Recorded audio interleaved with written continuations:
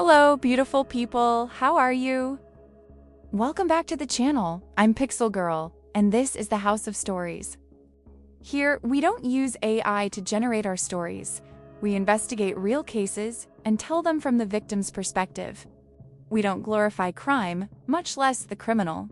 And in today's video, we're diving into the story of Amy Billig was born on January 9, 1957, in Oyster Bay, New York. Her parents, Susan and Nathaniel Billig, affectionately called Ned, had married in the late 1940s and were deeply in love. He played jazz trumpet, and she sang jazz. They were a bohemian, artistic couple living in New York. They desperately wanted children. Susan tried to get pregnant for 10 years. She lost babies to miscarriage 4 times, and the pain was unbearable. Until finally, in January 1957, Amy came into the world. Susan was 32 years old when her daughter was born. She would look at the baby and think, "What did I do to deserve something so beautiful?" 1 year and 1 month later, on February 14, 1958, Joshua was born. And just like that, the family was complete. 2 healthy children, loved in a home full of love and art. Ned owned an art gallery, and Susan worked as an interior designer and was also involved in the art world. The family was Jewish, middle class, and lived comfortably. Amy and Josh grew up in a culturally rich environment, surrounded by creative people, musicians, and artists. Amy was a special girl from a very young age. Susan would later say she was a flower child, a child of the 1960s, spiritual, social, and full of confidence.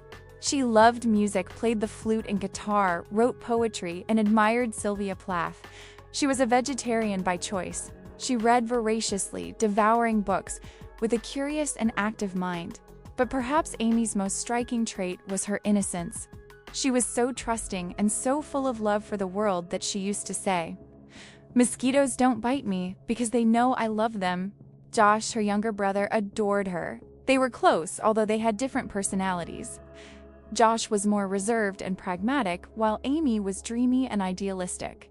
In May 1969, when Amy was 12 and Josh was 11, the family made an important decision. They would leave New York. The city was becoming too dangerous. Crime rates were rising sharply. Susan and Ned wanted a safer place to raise their children. So they chose Coconut Grove, a bohemian neighborhood in Miami, Florida.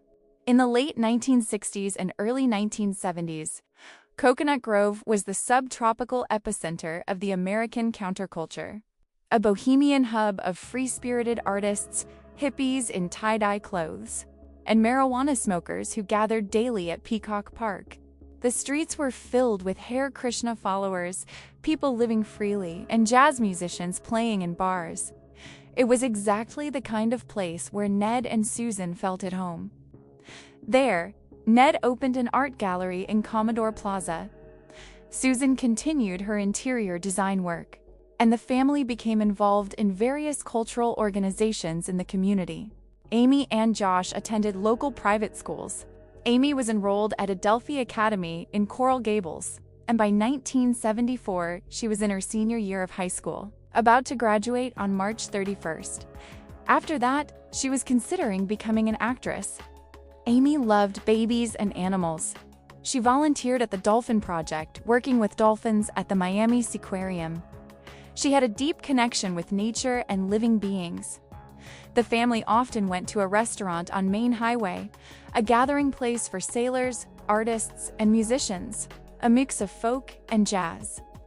It was their spot. In 1974, the year the case happened, Amy was 17 years old. She had long, dark hair, was tall, and, as mentioned, was about to graduate high school. On March 4th, Amy played the flute at a concert that night. She was very excited and happy about the performance. After the concert, she returned home, had dinner with her family, and went to sleep. It was just another normal day. Amy was very happy. She was deeply loved by her parents and felt confident in the world. As mentioned before, she had a kind of innocence that could sometimes go too far. She truly didn't see evil in anything. In Florida in the 1970s, hitchhiking was very common, something almost everyone did, especially in neighborhoods like Coconut Grove. It wasn't seen as dangerous. Amy didn't have a car, so she frequently hitchhiked, usually for short distances. That day was no different. Her parents didn't see any problem with her hitchhiking to a nearby store to meet friends. It was common in the neighborhood and considered normal at the time.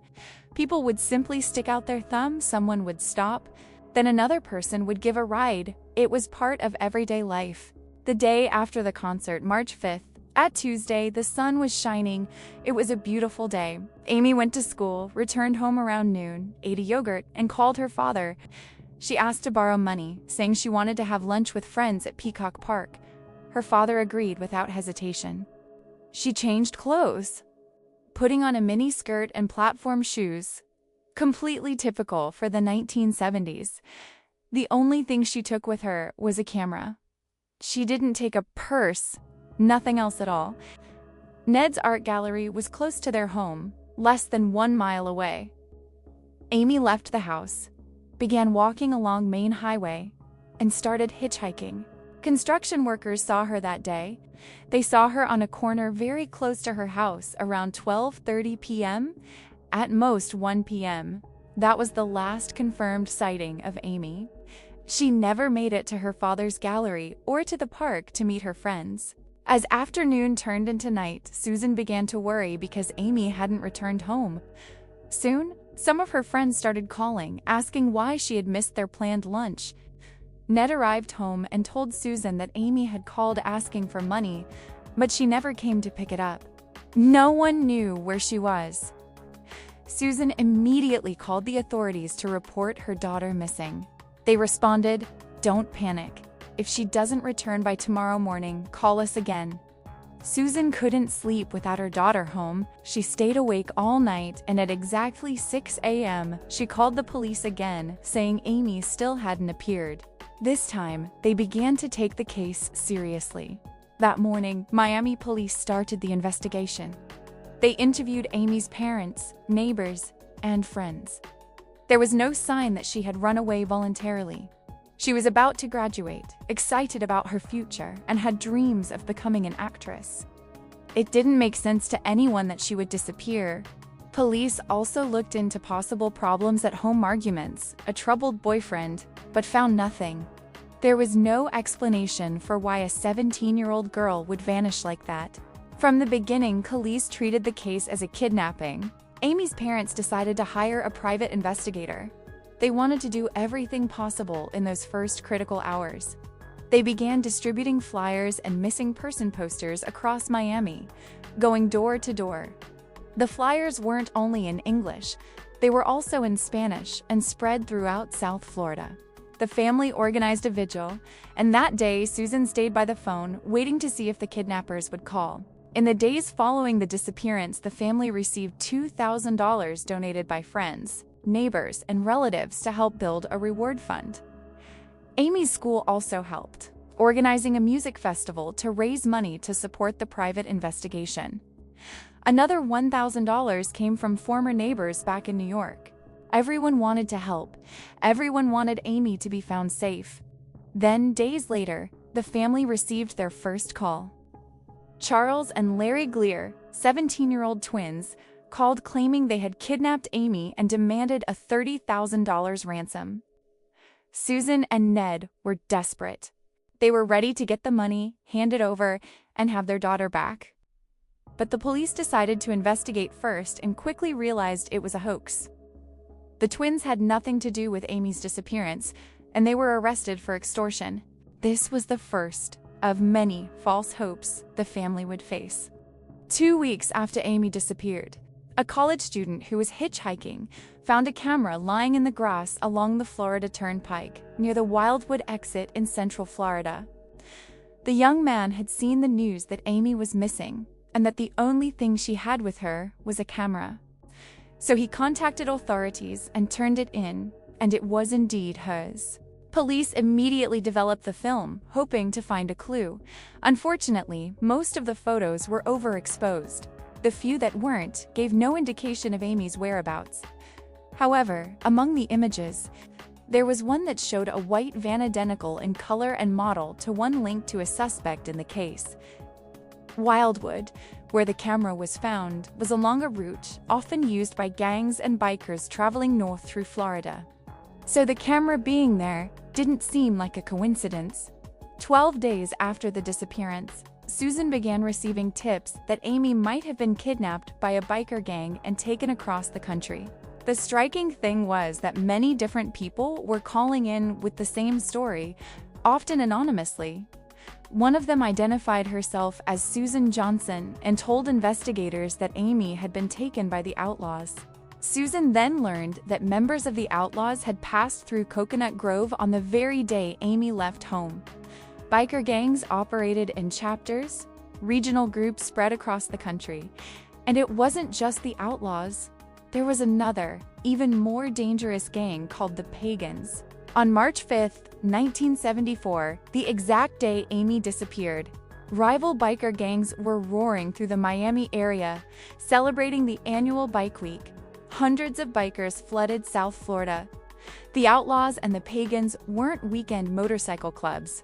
They were criminal organizations involved in drug trafficking, weapons, prostitution, and violence. A family friend who had done legal work for the Outlaws arranged a meeting between Susan, Ned, and two gang members.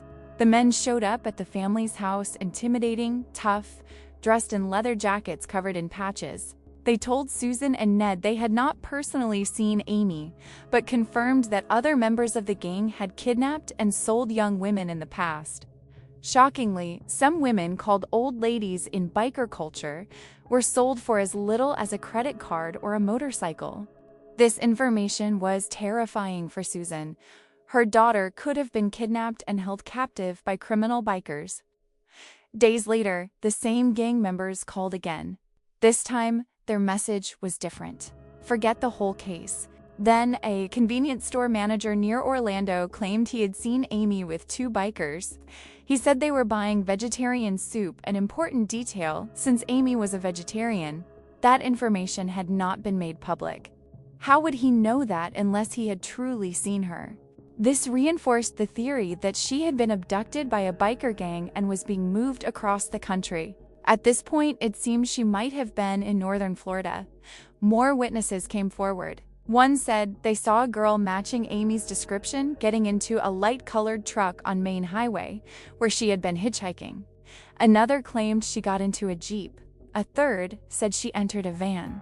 3 completely different vehicles. Investigators found these accounts too vague and unreliable.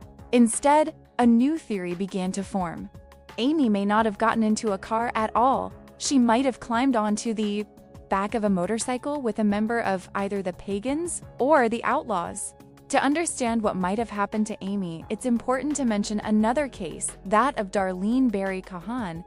She was the girlfriend of a young man who owed money to the Outlaws for drugs. When he failed to pay, they killed him, kidnapped Darlene, abused her, and forced her into prostitution in Chicago. Eventually, she was handed over to the mafia. After years, she managed to escape. She survived and later testified in a federal case against biker gangs, helping authorities understand how these organizations trafficked women. Many other girls kidnapped by gangs were not so lucky. They simply disappeared, broken, consumed by drugs and abuse, their families never knowing what happened. A constant trade of girls took place across North America, especially across the US-Canada border. A girl could be sold for just a few $100s or for $2,000 to $3,000. Many ended up in sex trafficking and eventually vanished. This was the world Amy may have been dragged into. Her mother couldn't sit still. She couldn't just wait for the police. Her daughter was out there somewhere, needing her. In the months and years that followed, Susan embarked on a search that would consume the rest of her life. She traveled across the United States, following leads. She attended biker funerals, circulated photos of Amy, entered grimy bars, filthy trailers, cemeteries, and prison infirmaries. She once said, "I removed myself from the situation. I had to. I told myself, even these men must have mothers somewhere." To the bikers, I was that crazy lady from Miami. They laughed at me.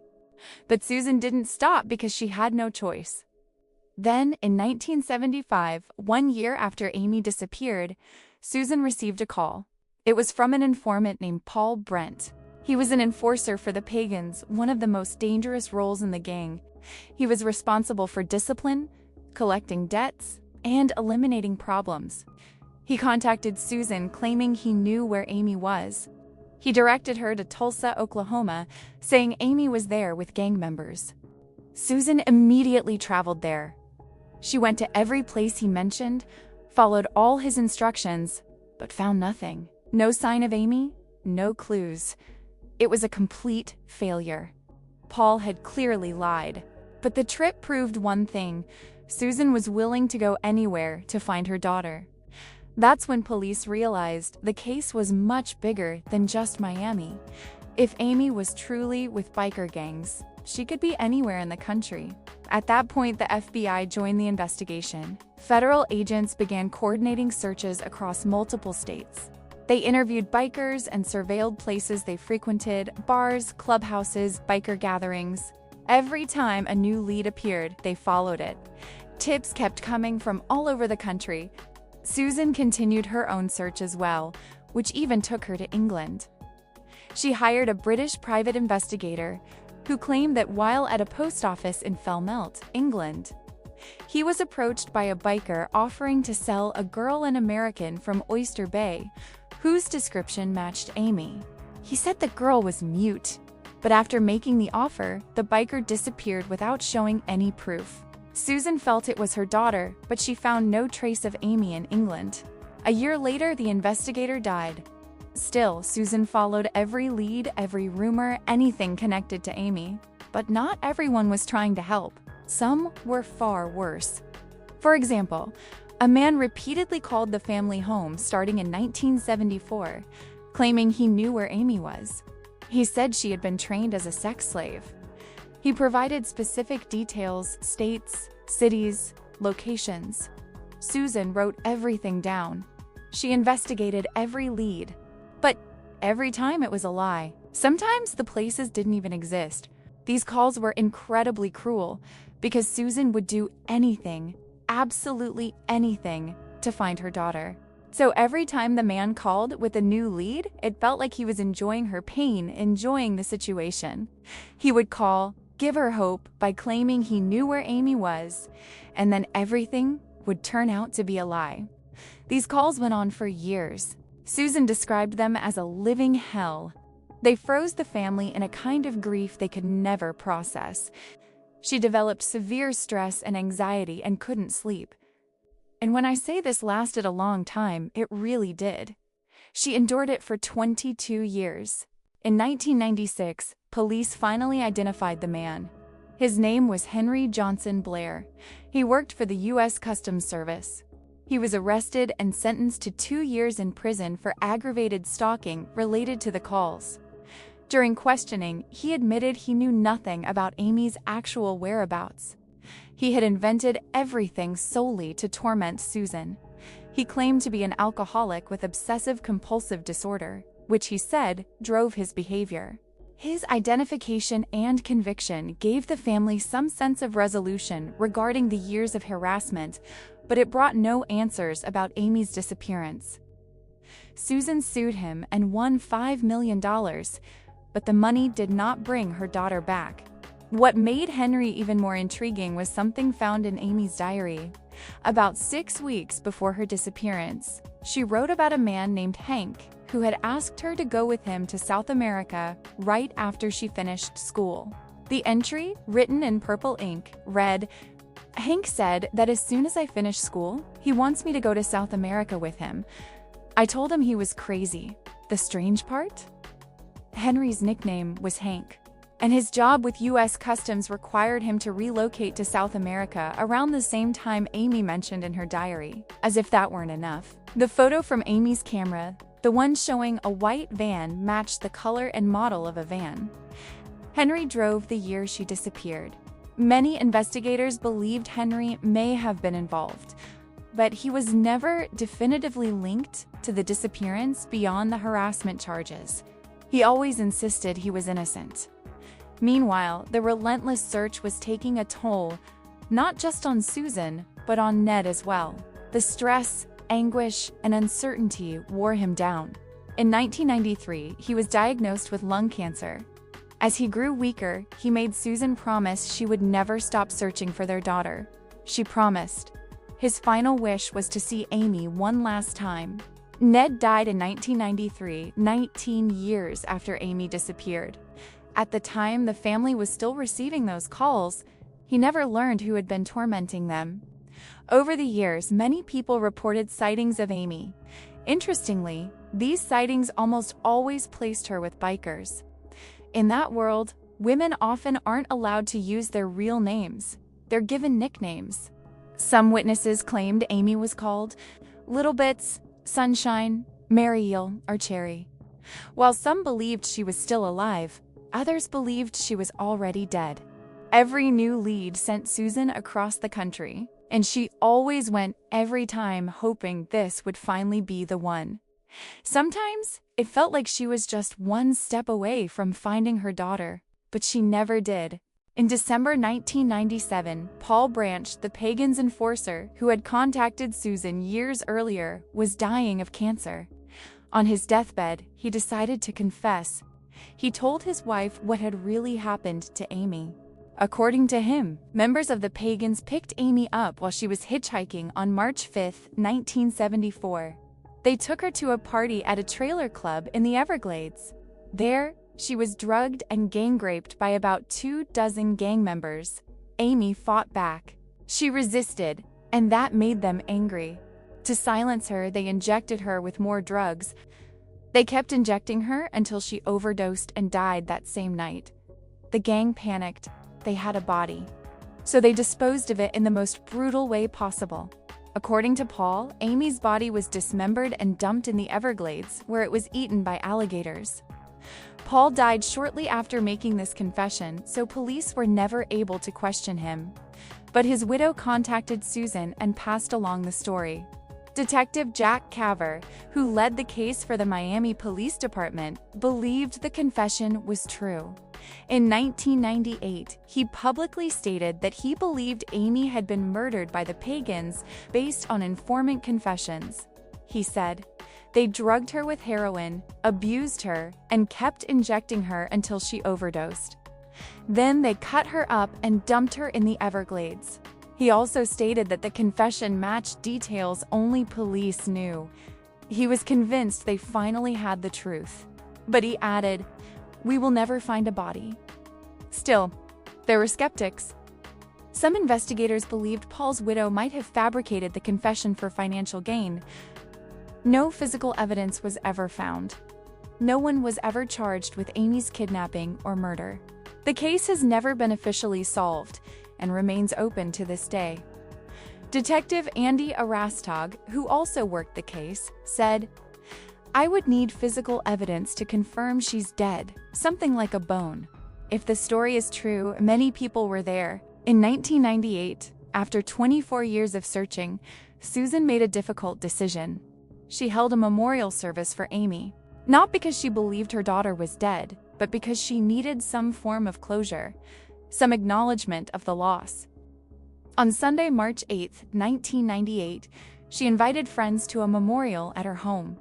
Wearing a black dress, at 72 years old, Susan greeted each guest with a smile. She said, "Having my friends around me brings a tremendous sense of peace. We have to laugh and be happy because Amy would have wanted that." In October 2002, the Amy Billig Meditation Garden was officially dedicated in her honor. Near the entrance stands a stone marker with a plaque that reads, "Amy Billig Meditation Garden for a beautiful girl from Coconut Grove who loved this park." The marker was designed by her younger brother Josh. The park is near where Amy disappeared. Even so, Susan never truly gave up. There were still alternative theories. Not everyone believed the Pagans were responsible. For example, Edna Buchanan, a highly respected crime reporter for the Miami Herald who covered the case for decades, didn't believe that version. She argued that if such a large group of bikers had committed the crime, someone would have talked eventually. She also noted that women in biker circles grow older, become mothers, and develop a conscience. Someone would have said something. Edna leaned toward the theory of a lone serial killer, someone who saw Amy hitchhiking and took the opportunity. But without a body, everything remains speculation. In September 2001, Susan published a book with freelance journalist Greg Napoliello titled, "Without a Trace: The Disappearance of Amy Billig, A Mother's Search for Justice." The book detailed Amy's disappearance and Susan's relentless efforts to find the truth. It was critically acclaimed, spending 12 weeks as a top true crime book on Amazon, and was featured on shows like ABC's 20/20ths, NBC's Dateline, Unsolved Mysteries, and in publications such as Time, People, and the New York Times. Josh later said that over time, the search became less intense as leads slowed down. In 2004, Susan suffered 3 heart attacks. The last one left her severely weakened and hospitalized for over 2 weeks. She came to accept not that Amy was dead, but that she might never solve the mystery in her lifetime. Susan died at home, surrounded by family, on June 7, 2005. She was 80 years old and had spent 31 years searching for her daughter. Josh said he believes she never found peace, that she carried this wound with her to the grave. Before her death, Susan had Amy's name engraved on the family headstone, with her birth date and the day she disappeared. Even then, Josh says she never truly accepted that Amy was gone.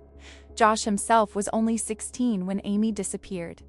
He didn't just lose his sister, he lost his youth. Everyone in Coconut Grove knew the family. Suddenly, they were in every newspaper. Josh grew up, became a construction worker, got married, and had 2 daughters. Today, he is a grandfather. For years, he kept paying for his mother's phone line, later transferring it to his cell phone just in case. He still gives interviews and speaks about Amy. He says the search is not over, never will be. Miami police still consider the case open. Detectives say there is always hope that someone will come forward and finally tell the truth. Even today in Coconut Grove, people remember Amy, the long-haired girl who played the flute, and her mother, the woman who never stopped searching. As I said, the case remains unsolved. Her body was never found, and the investigation continues. So that's it for today's video. Let me know your thoughts on this case in the comments, and don't forget to leave a like if you enjoyed it. Thanks for watching. See you in the next one.